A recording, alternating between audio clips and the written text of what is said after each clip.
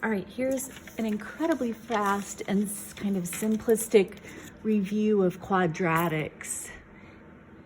Ideally, you understand them at a deeper level than this. But so a quadratic is something that has as its highest power a squared variable. So essentially, if there's an x squared in the problem, typically they're trinomials, then it's quadratic.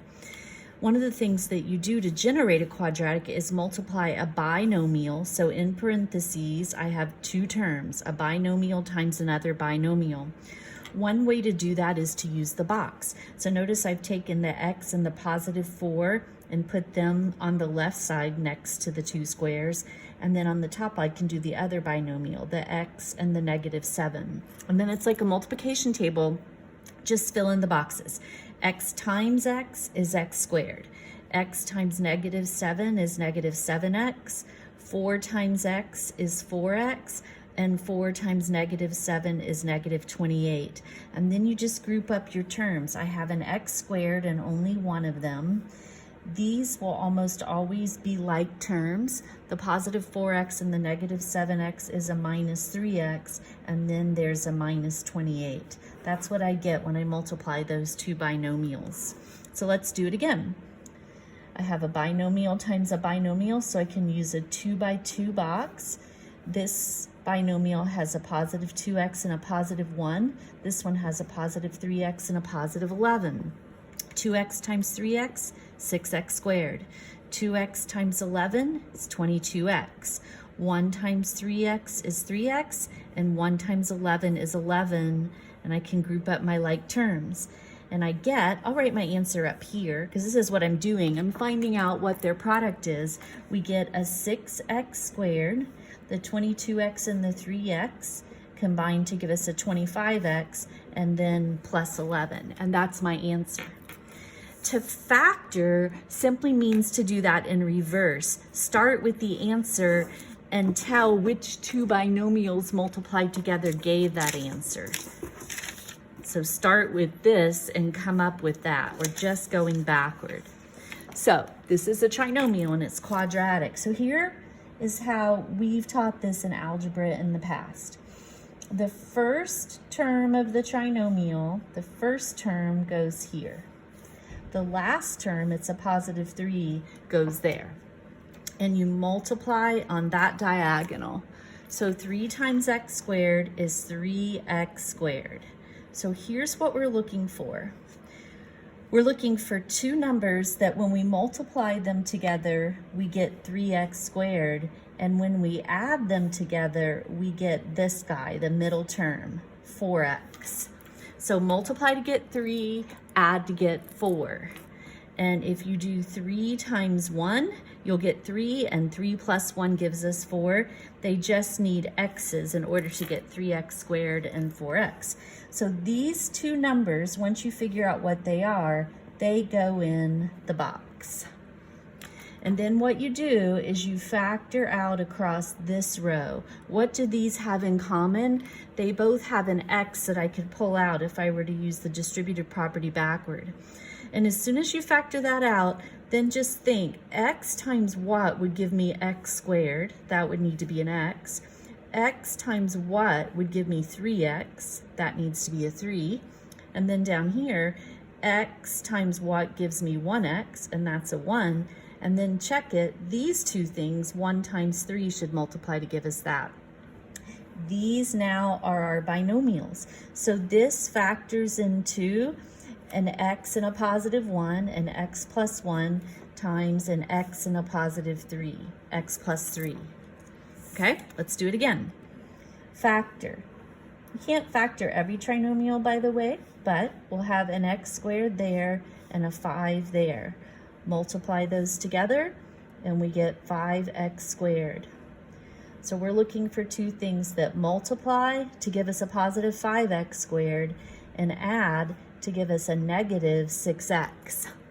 Well, if they're going to multiply to give a positive, they have to have the same signs. But if they're going to add to give a negative, they both need to be negative. And really the only way to get 5 is a 5 times a 1. And these two things would also add to give us a negative 6x. So these go in these remaining two boxes. the negative 5x, and the negative 1x. Now I'm ready to factor out. What do they have in common? They both have at least an x to the first. X times x gives us x squared. X times a negative 5 would give me negative 5x. And x times a negative 1 gives me negative 1x. And negative 1 times negative 5 gives us positive 5. It all checks. So one binomial is x minus 1. The other binomial is x minus 5. Okay, so quick review, but we now can solve, now that we remember how to factor. So this is quadratic. We're going to solve them using what we call the zero product property. And all this says is if you multiply two things together and get 0 for an answer, one of these things has to be 0. It's the only way to get 0 for an answer. All right, so I can factor this. If I were to use the box, I'm going to skip it just to be fast. If I were to use the box, it would factor into an x minus 10 and an x plus 3. Notice these two numbers multiply to give me negative 30, and if I add them, I get negative 7. I'm multiplying those two things together, and 0 is my answer. One of these two things is really 0, either that one or this one. And then you just solve it. So you would add 10, you get 10, or subtracting 3, negative 3. And these would be our two solutions. In algebra, you looked at it on a graph, and anything that's quadratic was a parabola, and these were the places where the graph hit the x-axis, if you want to just relate it back to algebra very quickly. But these are our solutions. All right, last one. If it's quadratic and you want to solve it, it does need to be in the form ax squared plus bx plus c equals 0. It needs to equal 0. So I'm going to bring the 9 over. So I have 2x squared plus 9x plus 9 equals 0. So this is the first time you've seen one where there's not just x squared, there's 2x squared. I better take the time to factor this off to the side, just so you can see where it comes from. So the 2x squared goes here, the first term, the last term goes there. If I multiply those together, I get 18x squared. So I'm looking for two things that multiply to give us an 18x squared and add to give us that middle term, 9x.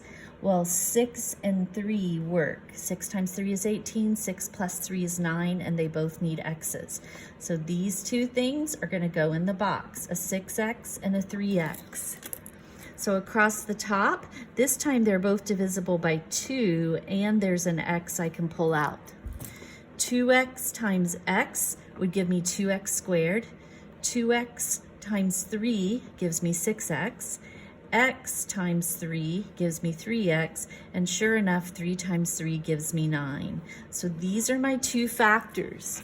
I get a 2x plus 3 for one of the binomials and an x plus 3 for the other. I'm multiplying two things and getting 0 for an answer.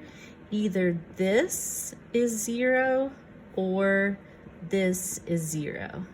Solve the equation quickly, subtract 3. 2x equals negative 3 and divide by 2.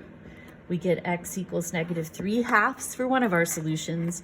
Come back here and solve this one, subtracting 3, we also get negative 3. So those are our two solutions. That's really quick, but that is a review of solving quadratics.